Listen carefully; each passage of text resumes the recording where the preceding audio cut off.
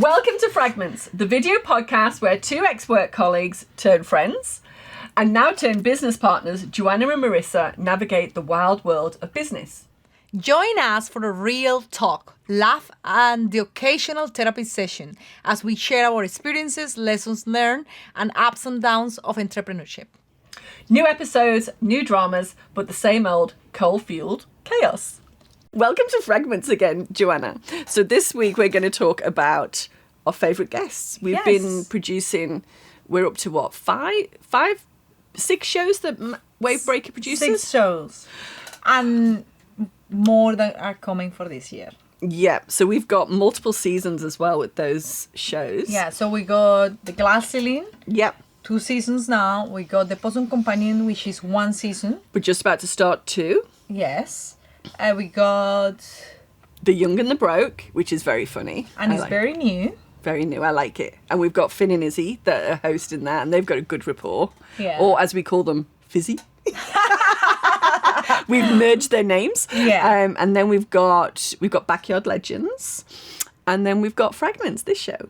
Yes. And we've got a few plans for other shows coming in 2025. Yeah. So it's keeping us busy. we're busy, and we've got lots and lots of guests. So of the guests, and I have to say that all our guests have been amazing, and they give their time. They usually got really, really busy schedules.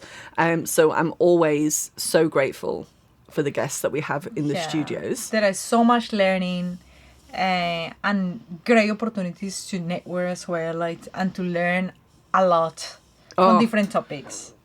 I think every time we have a guest, there's always a takeaway for us, and it helps us with all aspects of our lives. Would you agree? Yes, I will. I will say, one of the things that I love the most is when they come in and at the beginning they are a little bit nervous. Oh, yeah. And you have to break the ice, trying to make fun questions.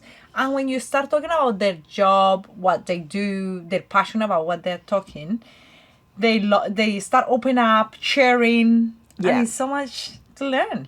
I mean, we always give them guides and things like that in ahead. And we do video podcasting. So one of the things I always laugh is they come into the studio and they go, "Oh, you've got cameras." And we were like, yeah, we said it was a video podcast. And they're like, "I would have worn something different," and things like that. And we go, "It's fine." Yeah. So we always make them feel a little bit more relaxed. And sometimes looking natural and how you normally dressed is better than being super prepared. Yes. The super makeup, or I don't know, the super outfit. You want them to feel comfortable as well. Yeah. So some of the times, I think we've done quite a lot of recording now. So there's some tips that we do have for our guests. I think we've picked it up on the editing processes. So I always take my jewelry off because I talk with my hands and I end up bashing and jingling, and that's always a bit of a pain. So jewelry, no jewelry off. Or if it's something, it has to be settled so you don't make any noise for the sound to pick from the cameras and microphones. Yeah. So that's one. Maybe planting yourself in your seat, because sometimes that helps. You set up a shot, and obviously they want to capture you. Look at the camera today. Yeah, absolutely. So you have to just try to find a corner on your seat where you feel more comfortable and try to talk from there. Yeah. I had an experience that I used to sit on a couch. I had a few episodes where I was sitting on a couch, but the couch was too big for me. So I was sitting like that because I felt like I was too far from the guest, so I had to get lying down to be able to listen. But we put a cushion at the back, and it was much better. I felt more confident to talk and to, Yeah. So, where I had the opposite, where I would sit on the end of the couch, and then I like to lean back. So I look practically horizontal on some of the podcasts. So I think it's really good to plant yourself, get comfortable, but it's really hard sometimes. I have got the habit of, if the guest is saying something or revealing something, I end up leaning forward because I actually I want to listen more. So that makes it sometimes a little bit harder. Yeah. And the second thing is, when we've got our guests in, it's like, it's on video, it's okay. There is an editing process. It's not live. We can record. And we can cut the parts that you don't feel comfortable with sharing, Yeah. We've done that before. We've had a guest that, revealed something in the podcast, and upon reflection was sort of like, oh, I'm not quite sure. I did sign a non-disclosure. I'd really, really like to check with that episode. And we did. We released the episode to them specifically on embargo, and they did actually get that checked out. Yeah. And we did a little bit of an edit. So there is always those options post-production, which also then helps the guests feel a little bit more comfortable, that it's not going to be released without, we don't really want them to review the whole episode, but when it's a commercial impact, then we will make that. And one of the things that I will say is that for a podcast, it's great to try to come up with content that is educational and you add value to people instead of being like selling or things like that. It's more about who you are, who the business is, what is the purpose, why you love what you do, all those sort of things that attach people, get engage people and get the people more excited about learning about you, your business, or things that you do. That's something that I will reckon is very important. Yeah, I mean, from the business to business podcast that we do, I think 100% right. People want to know about the journey. They want to take something away from that episode that's going to help them and their business. One of the things I love, and one of the series I love, is the Pawsome Companion. I love that. I'm a dog person. We're both dog people. Yeah.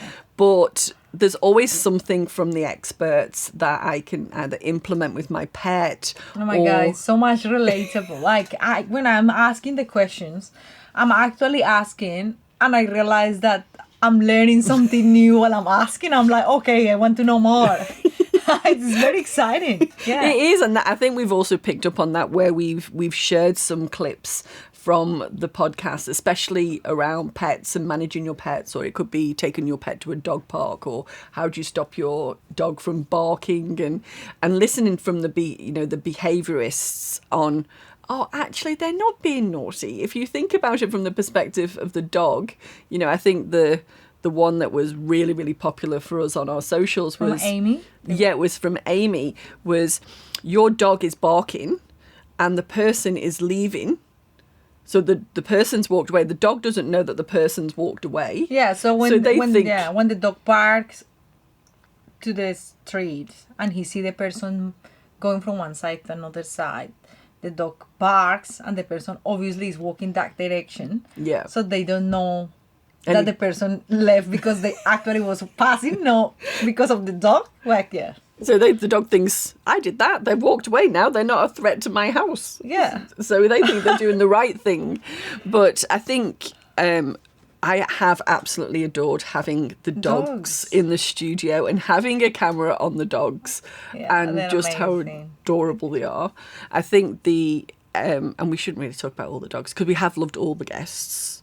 But I did love Daisy's show as well, from the See Differently charity, about all the ways that they teach the guide dogs, and even what I think... And teach people to take care of them and to handle them as well. Yeah. Which is very important. And even the public, on when they do see a guide dog, to actually talk to the handler, not the dog, because that's distracting the dog and the dog's actually working. Yeah. So, there's been so many. Yeah. I've loved a lot of guests. Yeah. What about the glass ceiling? I love Rebecca Paris. Oh yeah, I like all the guests that have overcome adversity. All of them are amazing. Yeah. Like Rebecca and Eduardo and Rowan, and those people who have made Joe Thomas. Joe Thomas, those that have made a success, when really all the odds have been against them. They've been really inspiring. Absolutely. Yeah. I think that has been it's a lot of learning and a lot of fun things that they share. Yeah. that make us to get more inspired as well to keep running our own business, isn't it? Yes, definitely. And they always are really open about the challenges that they've had.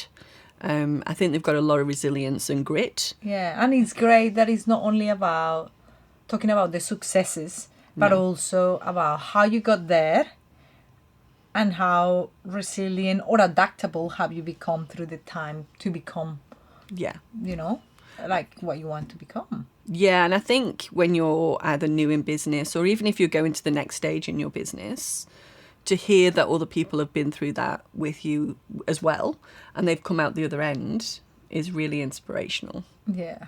I mean, The Young and the Broke is a very different type of show that we're doing. Yeah, but it's so much fun because in some cases we got these young journalists talking about how they spend their money and sharing things that probably are relatable to us when I was young, spending money and not caring about planning for my finances. I think we're going to have an episode about the advice that we would give a younger self, and I think it might be inspired by the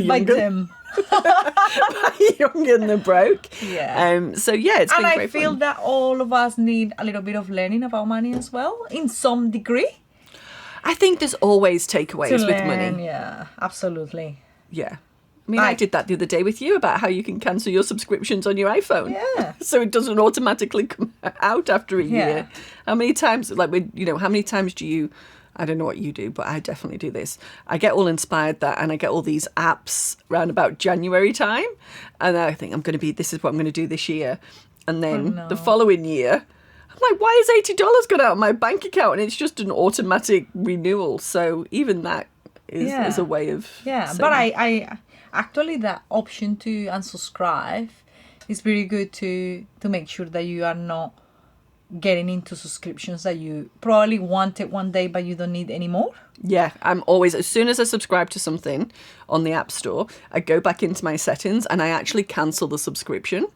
Because it will tell me when my subscription's up anyway. And if I choose to go, oh, you know what? I need it, or maybe no. Yeah, it's not going to automatically take it. These Apple Pay and things like that, they're just too easy to spend money. Yeah, but that's the reason what they are there for. And that's the reason that we knew there was a need for The Young and the Broke. Yeah. As a show.